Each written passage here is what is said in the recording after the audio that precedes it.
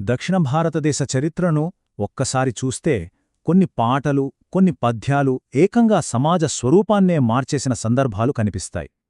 మరి ఈరోజు మనం అలాంటి కొన్ని శక్తివంతమైన ఆధ్యాత్మిక ఉద్యమాల గురించే తెలుసుకోబోతున్నాం.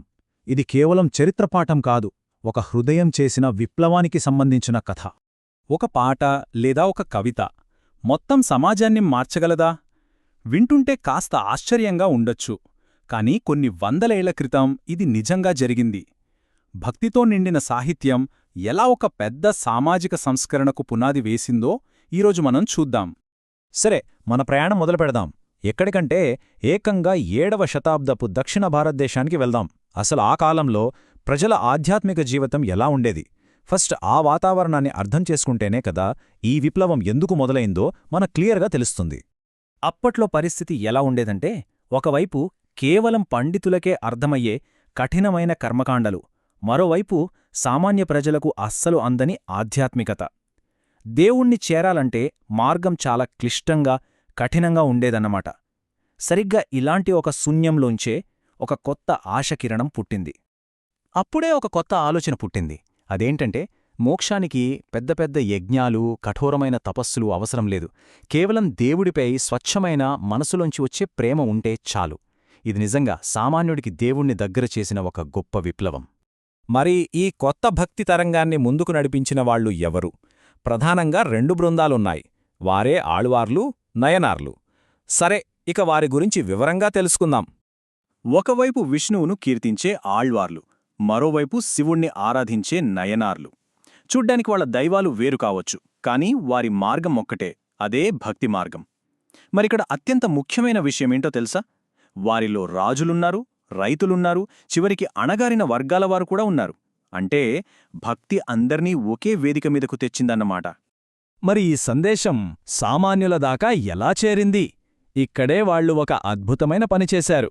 పండితుల భాష అయిన సంస్కృతాన్ని పక్కనబెట్టి ప్రజలు మాట్లాడుకునే తమిళంలో పాడారు. వారి భక్తికి చోళరాజులు కూడా ముగ్ధులై బ్రహ్మాండమైన ఆలయాలు కట్టించారు. అంతేకాదు, ఆండాళ్లాంటి శక్తివంతమైన మహిళా కవయిత్రులు తమ గొంతుకతో సమాజాన్నే శాసించారు.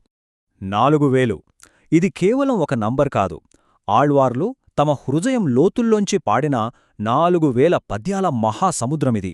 దీనికి ఎంత ప్రాముఖ్యత ఉందంటే, ప్రజలు దీనిని ఏకంగా తమిళ వేదం అని పిలుచుకున్నారు. అంటే వేదాలతో సమానమైన గౌరవాన్నిచ్చారన్నమాట. అచ్చం అలాగే నయనార్లు కూడా 12 సంపుటాల తిరుమురైని మనకి అందించారు. దీన్ని బట్టి మనకేమర్థమవుతోంది? ఈ కవియోగులు కేవలం భక్తిని పంచడమే కాదు, తమిళ భాషకు తరగని ఒక గొప్ప సాహిత్య సంపదను కూడా వారసత్వంగా ఇచ్చి వెళ్లారు. సరే, ఇప్పుడు మనం కథలో కాస్త ముందుకు వెళ్దాం. టైంలో ట్రావెల్ చేసి 12వ శతాబ్దానికి వెళ్తే కర్ణాటకలో మరో కొత్త, ఇంకా చెప్పాలంటే మరింత విప్లవాత్మకమైన ఉద్యమం మొదలైంది. తమిళనాడులో ఆళ్వార్లు, నయనార్ల భక్తి ఉద్యమం ఉచ్చస్థితిలో ఉంది కదా. దాని తరువాత కొన్ని శతాబ్దాలకు, అంటే 12వ శతాబ్దంలో పక్కనే ఉన్న కర్ణాటకలో ఒక కొత్త కెరటం మొదలైంది. ఇది కేవలం దానికి కొనసాగింపు కాదు, సమాజ సంస్కరణలో ఒక సరికొత్త, ఇంకా చెప్పాలంటే మరింత ధైర్యవంతమైన అధ్యాయం. ఈ కొత్త ఉద్యమానికి నాయకుడు బసవన్న. ఆయన ఒక రాజ్యంలో మంత్రిగా పనిచేస్తూనే సమాజంలో మార్పు తీసుకురావడానికి నడుం బిగించారు. ఆయన ఒక్కరే కాదు, ఆయనకు తోడుగా అల్లమప్రభువులాంటి గొప్ప తత్వవేత్తలు, అక్కమహాదేవిలాంటి ధైర్యశాలి అయిన మహిళలు కూడా నిలిచారు. వీళ్లను లింగాయతులు అని ఎందుకంటారు అంటే, వాళ్ళు శివుడిని గుడిలో ఉండే విగ్రహ రూపంలో కాకుండా తమ శరీరంపైనే ధరించే ఒక చిన్న లింగం రూపంలో పూజిస్తారు. ఇది వారి గుర్తింపులో చాలా ముఖ్యమైన భాగం. అయితే ఈ వీరశైవులు అప్పటి సామాజిక కట్టుబాట్లను ఎలా సవాలు చేశారో, ఎంత తీవ్రంగా, ఎంత ధైర్యంగా వాళ్లు నిలబడ్డారో ఇప్పుడు చూద్దాం. వారి సిద్ధాంతాన్ని ఒక్క మాటలో చెప్పాలంటే, బ్రాహ్మణ ఆధిపత్యాన్ని, వారి కర్మకాండలను పూర్తిగా తిరస్కరించడం. ఆలోచించండి, ఆ రోజుల్లో అధికారంలో ఉన్న వ్యవస్థను నేరుగా సవాలు చేయాలంటే ఎంత ధైర్యం కావాలి? వాళ్లు తెచ్చిన సంస్కరణలు అప్పటి సమాజాన్ని ఒక కుదుపు కుదిపేశాయి. ఎలాగంటే, వాళ్లు పవిత్ర గ్రంథాలైన వేదాల అధికారాన్నే ప్రశ్నించారు.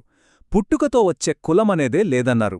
అంతేనా, వితంతువులకు మళ్లీ పెళ్లి చేసుకునే హక్కుందని ధైర్యంగా నిలబడ్డారు. చివరికి పునర్జన్మ సిద్ధాంతాన్ని కూడా కాదని, మరణించిన వారిని ఖననం చేసే పద్ధతిని మొదలుపెట్టారు. ఒక్క మాటలో చెప్పాలంటే అప్పటి సమాజంలో ఉన్న ప్రతి కట్టుబాటును వాళ్లు ధైర్యంగా సవాలు చేశారు. వాళ్ల సిద్ధాంతాల్లో ఇంకొక ముఖ్యమైంది కాయకమే కైలాసం. అంటే మనం చేసే పనే దైవంతో సమానమని. ఏ పని గొప్పది కాదు, ఏ పని తక్కువ కాదు. ఎవరి వృత్తినైనా సరే శ్రద్ధగా చేస్తే అదే మోక్షానికి దారి అని చెప్పారు. ఇది శ్రమ గౌరవాన్ని, సామాజిక సమానత్వాన్ని ఎంతగానో ప్రోత్సహించింది. ఇంతకుముందు మనం చూసిన ఆళ్వార్లు, నయనారులలాగే వీళ్లు కూడా తమ ఆలోచనల్ని ప్రజల్లోకి తీసుకెళ్లటానికి సంస్కృతాన్ని ఎంచుకోలేదు. స్థానిక భాష అయిన కన్నడను ఉపయోగించారు. వాళ్లు రాసిన వాటిని వచనాలు అంటారు.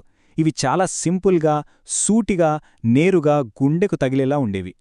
సరే, ఇంత విప్లవాత్మకమైన ఈ రెండు ఉద్యమాలు 100 ఏళ్లు గడిచిపోయినా ఈ రోజుకీ మనపై ఎలాంటి ప్రభావాన్ని చూపిస్తున్నాయి? వాటి వారసత్వమేంటో ఇప్పుడొకసారి చూద్దాం. ఈ ఉద్యమాల ప్రభావం నిజంగా చాలా గొప్పది. ఒకవైపు తమిళ, కన్నడ భాషలకు అద్భుతమైన సాహిత్యాన్ని అందించాయి. మరోవైపు కుల, లింగ వివక్షపై గట్టిగా పోరాడాయి. అన్నింటికంటే ముఖ్యంగా కోట్లాది మందికి దేవుడితో నేరుగా, వ్యక్తిగతంగా కనెక్ట్ అయ్యే ఒక మార్గాన్ని చూపించాయి. ఆ వారసత్వం ఈరోజుకీ మన సంస్కృతిలో బలంగా కనిపిస్తుంది. మరి ఈ చారిత్రక ఉద్యమాలు మన ముందు ఒక ప్రశ్నను ఉంచుతున్నాయి. 100 ఏళ్ల క్రితం చూపించిన ఆ ధైర్యం ఈరోజు మన సమాజంలోని అసమానతలను సవాలు చేయడానికి మనకు స్ఫూర్తినివ్వగలదా? ఒక్కసారి ఆలోచించండి.